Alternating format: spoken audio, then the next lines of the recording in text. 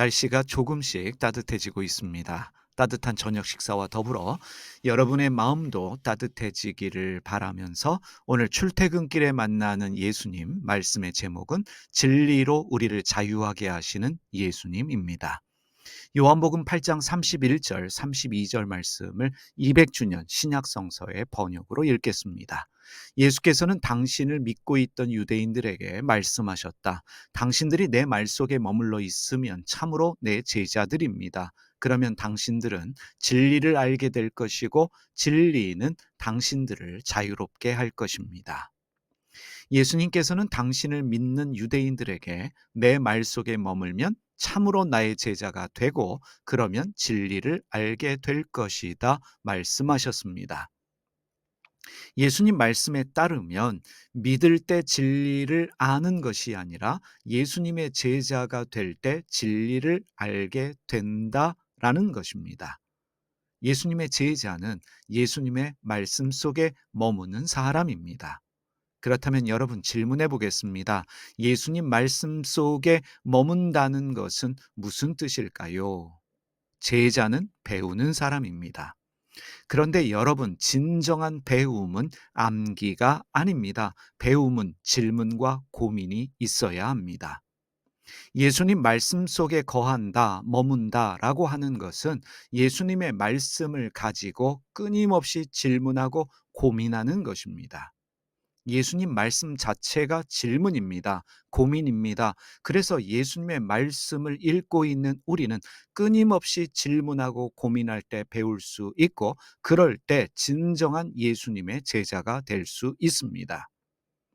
선진국의 교육, 특히 가장 훌륭한 교육이라고 말하는 유대인들의 교육은 한마디로 질문이고 고민입니다.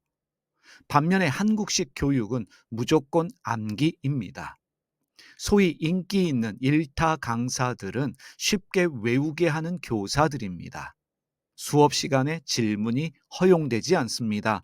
고민하는 것 그 자체가 시간 낭비입니다. 무조건 외워야 합니다. 암기식 교육은 이성과 합리성 또는 근거를 배제합니다. 정해진 답이 있습니다. 그 정해진 답을 무조건 외우도록 요구합니다. 그래서 암기식 교육은 사람을 단순하게 만듭니다. 생각하는 사람이 되지 못하게 합니다. 한국 교회는 설교 중에 큰 소리로 아멘 잘하기로 유명합니다. 한국 교회는 질문이나 고민을 허용하지 않습니다. 아멘만을 요구합니다. 믿음만을 요구합니다. 여러분 성경 공부할 때 이미 답은 정해져 있습니다. 그 정해진 답을 찾아 외워야 훌륭한 믿음의 사람이다 칭찬을 받습니다. 목사의 설교는 의심하지 말고 무조건 믿어야 하는 것이 한국교회의 현실입니다.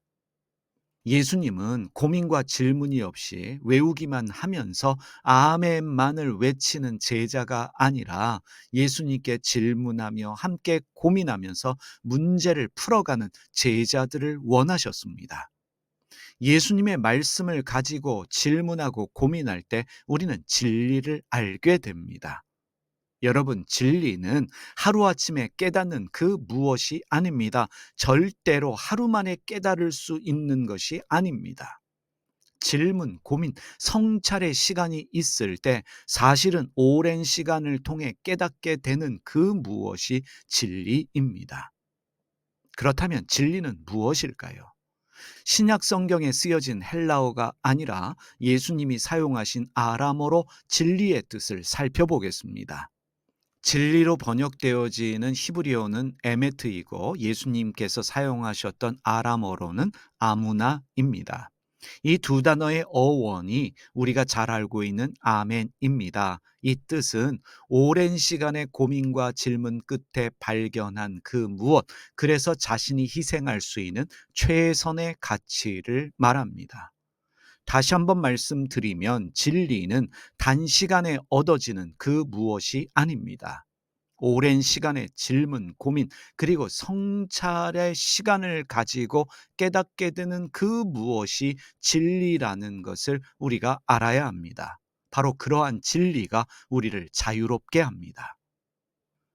예수님께서는 나의 말에 거하면 내 제자가 되고 그러면 당신들은 진리를 알게 될 것이고 진리는 당신들을 자유롭게 할 것이라 말씀하셨습니다. 진리가 우리를 자유롭게 한다라고 하는 것은 무엇일까요? 자유하게 하다로 번역되어진 헬라어 동사가 엘류테로라는 단어입니다. 노예의 결박을 풀어주는 상태를 말하는 단어입니다. 나를 묶고 있는 사슬은 나의 생각, 가치관만이 진리라고 생각하는 고집과 편견, 그리고 오만입니다. 예수님 말씀 속에 거하면서 끊임없이 질문하고 고민하면서 생겨나는 진리는 우리를 자유하게 하여서 우리 내면에 있는 고집과 편견, 오만을 제거합니다. 그래서 나만 옳다라는 주장을 하지 않습니다. 자기 고집으로 주장하지 않습니다. 다른 사람을 존중하면서 대화할 수 있는 사람이 됩니다. 예수님의 말씀 때문에 진리를 깨닫고 자유하게 된 사람은 다른 사람에 대한 존중함을 가지고 대화할 수 있는 사람이 됩니다. 열린 마음을 가지게 됩니다. 어린아이에게도 배우려고 하는 겸손한 마음을 가지게 됩니다. 그동안 기독교는 예수님의 이름으로 수많은 악을 행했습니다.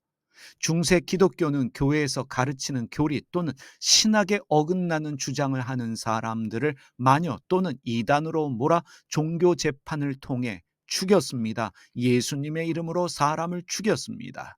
십자군 전쟁과 같은 종교 전쟁을 통해서 이교도들을 집단 학살을 했습니다. 예수님의 이름으로 사람을 죽였습니다. 청교도들은 인디언들을 학살했고 그들의 땅을 빼앗았습니다. 예수님의 이름으로 학살했고 예수님의 이름으로 땅을 빼앗았습니다. 독일의 히틀러와 독일 교회는 유대인들에게 2000년 전 예수님 죽인 죄를 묻겠다며 그들을 집단 학살했습니다.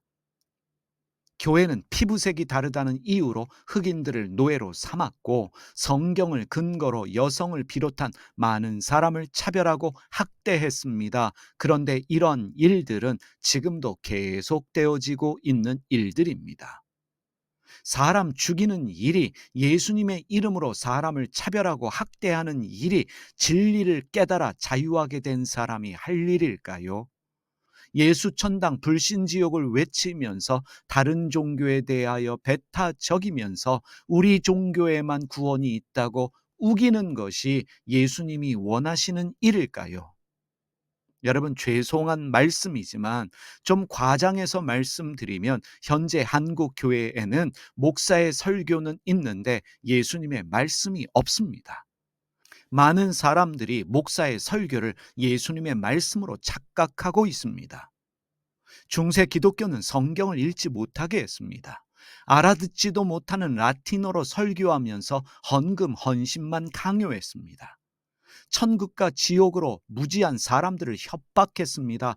사람들은 죽어 지옥에 가는 것이 두려워서 종교 지도자들의 말을 따를 수밖에 없었습니다. 지금 한국교회 교인들은 암기시키고 있는 일타 강사와 같은 목사들의 설교에 믿음과 헌신과 헌금만을 강요하는 그들의 웅변에 세뇌를 당하고 있습니다. 이성과 합리성을 버리고 단순하게 믿고 움직이는 기계가 되어 명령만 떨어지면 언제든지 전쟁터로 나갈 수 있는 십자군과 같은 종교 생활을 하고 있습니다. 죽어 천국에 가지 못하면 어떻게 하나 라는 두려움 때문에 자유도 없이 단순 무식한 종교 생활하고 있습니다. 그러면 여러분, 이제 우리는 어떻게 해야 할까요? 어떤 신앙생활 해야 할까요? 목사의 설교만 찾아 들으려고 하지 말고 예수님의 말씀을 읽으시기 바랍니다. 성경을 읽으십시오. 복음서를 읽으십시오.